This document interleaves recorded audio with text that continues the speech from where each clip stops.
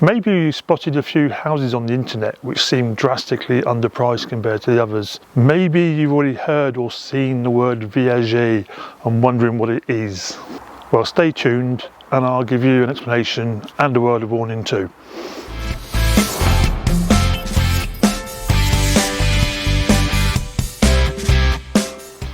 In France, as in numerous other countries, there's like the standard way of buying a house, let's say, and then there's one of the ways which aren't quite as standard. One of the ways in France is what we call a viager, or if you know a little bit about finance, it's what we call a life annuity policy. When you're scrolling through the web looking at different properties in a particular area and you suddenly see a property which is drastically underpriced, and I mean drastically, then there's a good chance you're actually looking at a Viager advert. Admittedly, when you're looking at adverts, it isn't necessarily that clear that they are Viager adverts, especially as they're often mixed in with the other, let's say, normal adverts on the property portals. So when you think you've suddenly landed on that sale of the century, well, unfortunately, it might not quite be the case, or at least not what you're expecting. In a Viager sale, there's an initial payment, which is that great price you've actually seen on the web there. But after that, there are monthly instalments, and that's where it gets complicated. The price, as always, is calculated on average local prices at the time of going to market, but then it is set off against the actual age of the owners. This price is then broken down into two parts. The first part is what we call the bouquet, which also means a bunch of flowers, but there you go.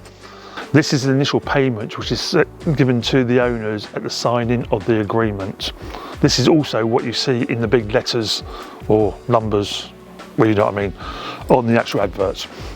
Following that though, you have to make monthly payments to the existing owners, and literally until the day they die.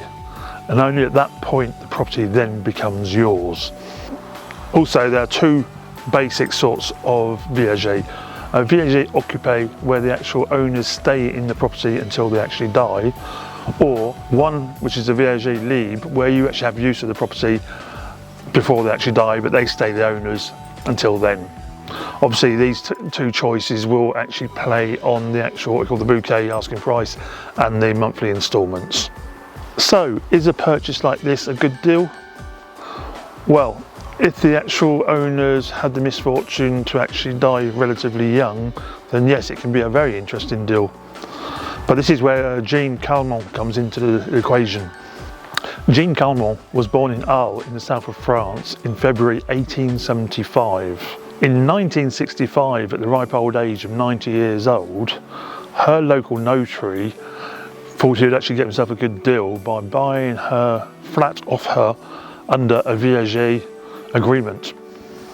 Well, to cut what should not be a long story short, Jean Calment then went on to become the oldest living person recorded in history at the age of 122 years old, which is actually 32 years after she signed the agreement with the notary.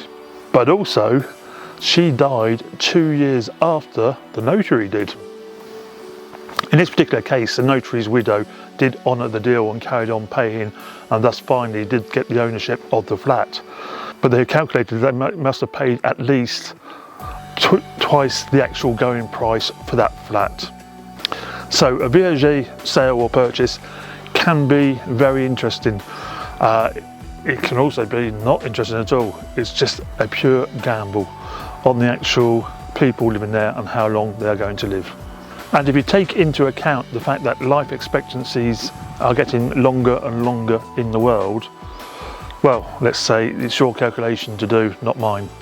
And a word of warning for those who want to go forward on this is, in the standard Viager agreement, there is a clause stipulating that if you fail on one payment, the deal is closed, in the sense that you have lost everything that you have actually paid so far, and the actual owners of the property are completely freehold once again. So be warned. In my honest opinion, as an estate agent here in France, I personally wouldn't touch a Viager occupé agreement with a barge pole. As for a Viager libre, I definitely think twice about going into it. So I hope you're a lot clearer now than you were before, And always, if you do like these videos, don't forget to click the like, subscribe and bell buttons, and I'll be back soon. Bye.